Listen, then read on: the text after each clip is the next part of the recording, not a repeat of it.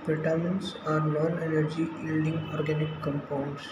Vitamins क्या होते हैं कि ये नॉन एनर्जी यील्डिंग कंपाउंड्स होते हैं जो हमें एनर्जी नहीं देते और ये मेटाबॉलिज्म में काम में आते हैं। मेटाबॉलिज्म क्या होगी, रिएक्शंस होगी जैसे ऑक्सीडेशन, रिडक्शन, उनमें ये काम में आते हैं।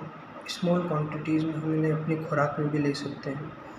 अमीनो एसिड, फैटी एसिड्स ये बड़े मॉलिक्यूल्स होते हैं, इन्हें हमें लार्ज क्वांटिटीज़ में लेना पड़ता है।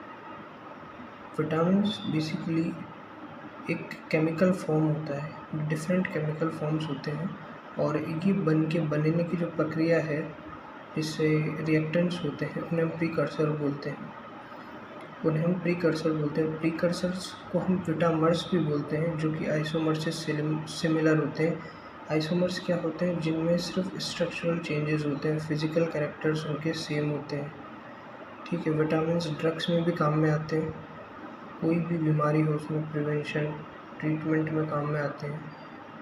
और कुछ विटामिन्स का फार्माकोलॉजिकल रोल भी होता है।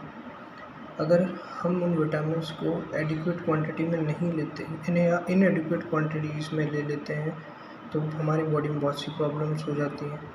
विटामिन डेफिशिएंसी किस वजह से हो सकती है, हमारी बॉडी में उसका एब्जॉर्प्शन ढंग से नहीं हुआ हो, या हमारे टिश्यू की नीड बढ़ गई हो, या उसका एक्सक्रीशन एबनॉर्मल हो रहा हो, या कुछ जेनेटिक एबनॉर्मेलिटी हो गई हो, या आपको कोई डिजीज़ है, आपने ड्रग लिया और उसका इंटरेक्शन विटामिन से हो गया और बहुत ज़्यादा इंटरेक्शन हो रहा है तो आपकी बॉडी में उसकी कमी हो जाएगी।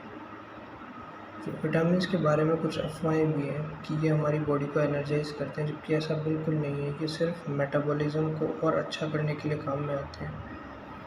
कोई भी फिजिकल इलनेस हो, कोई भी बीमारी हो, विटामिन डेफिशिएंसी की वजह से ही हो, ऐसा भी बिल्कुल नहीं है।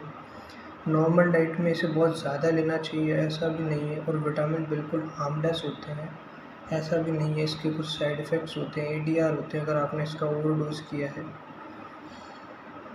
अब आप इस वीडियो को पॉज करके इस पूरे पैराग्राफ को वापस रीड कर लें, आपको समझ में आ जाएगा। ये KD त्रिपाठी का पैराग्राफ है एक।